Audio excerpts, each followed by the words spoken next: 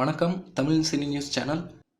சூர்யா நடிப்பில் ஹரி இயக்கிய சிங்கம், சிங்கம் 2 படங்களை தொடர்ந்து தற்போது சிங்கம் 3 உருவாகி ரிலீஸுக்கு தயாராகிவிட்டது. இந்த படத்தின் பெரும் பகுதி படப்பிடிப்பை வெளிநாடுகளில் நடத்தி பிரம்மாண்ட படமாக இயக்கியுள்ளார் ஹரி.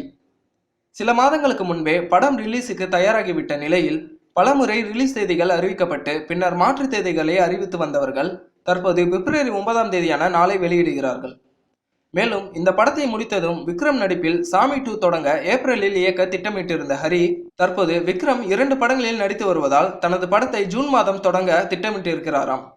அதோடு சாமி 2 படத்தை இந்த ஆண்டிற்குள் இயக்கி முடிக்கும் அவர் அடுத்த ஆண்டு மீண்டும் சூர்யா நடிப்பில் சிங்கம் 4 படத்தை இயக்குகிறாராம்.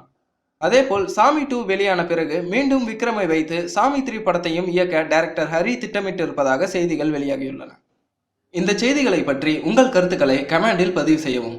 மேலும் இந்த சேனல் உங்களுக்கு பிடித்திருந்தால் சப்ஸ்கிரைப் செய்யவும். நன்றி.